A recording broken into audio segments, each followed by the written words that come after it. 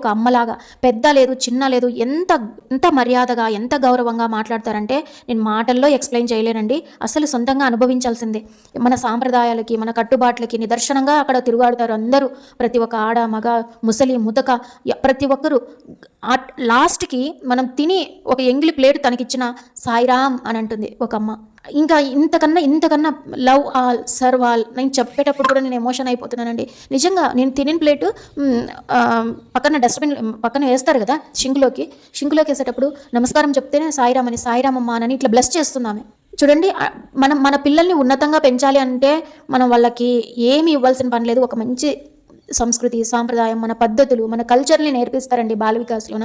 తల్లిని పూజించాలి, తండ్రిని పూజించాలి, దైవం, అతిథి, ఇవి మన మూలాలు నేర్పిస్తారండి. ఎవరైనా కానీ పంపించడానికి ఇబ్బంది పడుతున్నా, దాని మీద మంచి ఇంప్రెషన్ లేకపోయినా తెలుసుకోండి కనీసం పేరెంట్స్.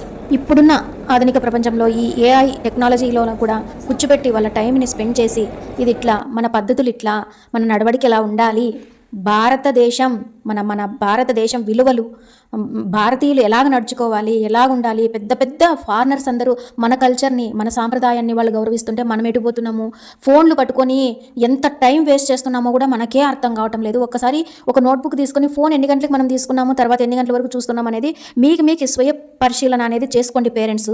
అలాగ చేసుకున్న తర్వాత మన పిల్లలు ఒక్క సండే 1 అవర్ అంతే ఉండేది. నా పిల్లలతో కూర్చుండే ఆ రోజు క్లాస్ పెట్టుకున్నాను అని అంటే అదే నాకు చాలా వాల్యుబుల్ టైం, ఒక మంచి టైంని గడిపినాను అని నా మనసు అనిపిస్తుందండి. మిగిలిన డే అంతా అది నా కర్తవ్యం, నా పనులు నేను చేసుకుంటాను. పిల్లలకి ఒక తెలియని విషయాన్ని నేర్పించినాను అని అంటే నా మనసు ఎంత హ్యాపీగా ఫీల్ అవుతుంది అంటే అంత హ్యాపీగా ఫీల్ అవుతుంది. ఇంకా చెప్పేవాళ్ళు ఉన్నారండి, ఇంకా మా సీనియర్ గురువులు చాలా మంది ఉన్నారండి. వాళ్ళని ఇన్స్పైర్ చేసుకుని నేను చెప్పడం స్టార్ట్ చేసినాను. ముఖ్యంగా నేను చెప్పాలనుకున్నది పేరెంట్స్లో మార్పు రావాలండి.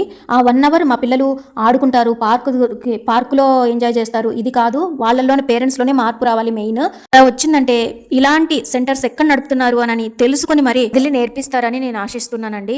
ఏ పేరెంట్స్ ఉండదు చెప్పండి పిల్లల భవిష్యత్తు బాగుపడాలని.